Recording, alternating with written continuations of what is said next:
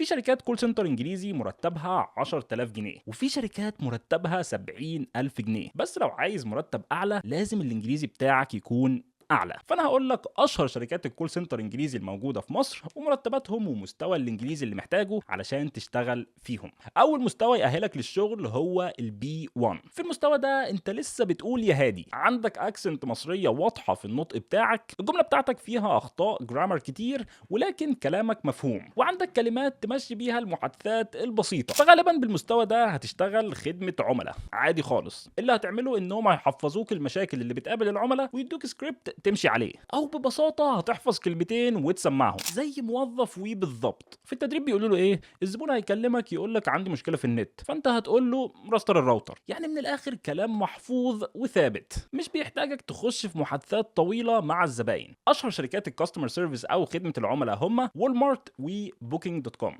ودول مرتباتهم بتبقى من 15 ل 20000 جنيه بس. والشركات دي سهل جدا تتقبل فيهم، مجرد انك عندك الاساسيات البسيطه بتاعت الانجليزي اللي انا قلت لك عليها هتعدي الانترفيو. عشان كده تلاقي 90% من الشعب في المنطقه دي وبيبقوا فاكرين ان هي دي مرتبات الكول سنتر انجليزي، بس اللي هم مش عارفينه ان في اعلى بكتير. وده لان التاني مستوى في الانجليزي يأهلك للشغل هو البي 2. بي 2 معناه ان الانجليزي بتاعك متوسط، بتنطق معظم الاصوات صح بس في اكسنت مصريه خفيفه في كلامك، جملك كلها منظمه ولكن بتعمل اخطاء في الجرامر كل فين وفين. عندك كلمات كويسه تخليك تتكلم في معظم المواضيع بس ما بتستخدمش غير الكلمات البسيطه. في المستوى ده انت بتشتغل تكنيكال سبورت او دعم فني. هنا العميل بيكون عنده مشكله تقنيه فبيكلمك تحلها له، مشاكل زي ان خط التليفون مش متفعل او نسي الباسورد او عمل اوردر ولسه ما جالوش. فانت بعد ما تسمع المشكله بتخش على السيستم وتحلها له، ولكن قبل ما تخش على السيستم محتاج تساله كام سؤال علشان تفهم المشكله صح، وكمان بتخليه يجرب كام حاجه من عنده يمكن تطلع مشكله بسيطه وممكن تتحل من غير تدخلك. ففي الشركات دي بتحتاج تخش في محادثات طويله مع الكاستمر لانك بتساله اسئله كتير وبتجرب معاه حلول، وكل ده وانت على التليفون. ده غير بقى انك بعد ما تحل له مشكلته ممكن تعرض عليه يشتري خدمه او منتج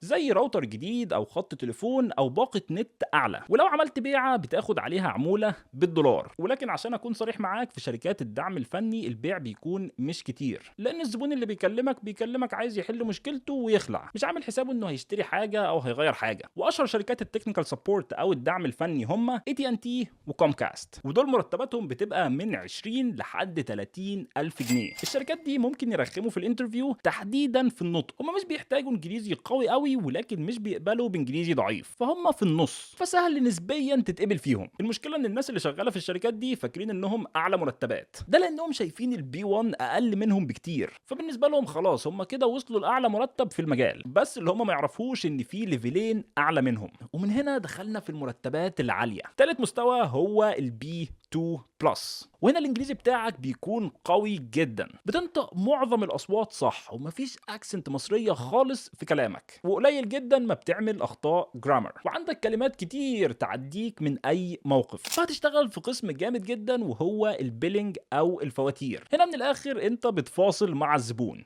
بيكلمك بيقول لك انا كنت بدفع $70 وجات لي الفاتوره الشهر ده 90. وظيفتك انك تفهمه الزياده دي حصلت ليه وتهديه، ولو مش هيقدر يدفع ممكن تعمل له خصم او تنزله الباقه ارخص. فالشغلانه دي بتحتاج انجليش قوي جدا لان كل زبون جاي لك بحاله شكل وبتتعامل في فلوس، فما ينفعش تغلط. غير اللغه كمان بتحتاج مهارات تواصل عاليه وذكاء علشان تعرف تفهم مشكله الزبون وتهديه وتحلها له صح. ورغم ان اللي داخلين لك عندهم مشكله في الفاتوره، الشركات دي فيها بيع. هتقول لي ازاي حد بيكلمني عشان الفاتوره عاليه او مبيع له؟ ساعات في ناس بتكلمك بتقول لك انا ليه بدفع السعر ده كله وفي الاخر الخدمه وحشه، فانت هتقول له والله بدل ما انت بتدفع $70 وبتاخد 50 جيجا نت، طب انا هدفعك 90 وهتاخد 100 جيجا واول شهر ببلاش يا عم. فهتلاقي نفسك بايع له واخد عمولتك. واشهر شركات في البيلينج هم فيرايزون واكسبيديا، ومرتباتهم بتبقى من 30 لحد 50 الف جنيه في الشهر. المرتب بيعتمد بشكل كبير على مهارتك في البيع والتفاوض، ومع الوقت المهاره دي هتتطور ومرتبك هيعلى. لكن انترفيوهات الشركات دي بتبقى من ارخم الانترفيوهات، بيركزوا في كل حاجه. لازم نطقك يكون مظبوط، ما تعملش غلطات كتير في الجرامر، ويكون عندك كلمات كتير تعدي بيها من اي محادثه، وكمان تكون نبيه وذكي وعندك مهارات تواصل. كل ده هيختبروه في الانترفيو، واللي شغالين في البيلينج بيبقوا فاكرين انهم قفلوا اللعبه، وده لان مرتبهم عالي جدا، وفي ناس شغالين مديرين في شركات تانية بيقبضوا اقل منهم. ولكن في ليفل الوحش، وده اعلى مرتب ممكن توصل له في مجال الكول سنتر انجليزي. المستوى رقم 4 هو C1،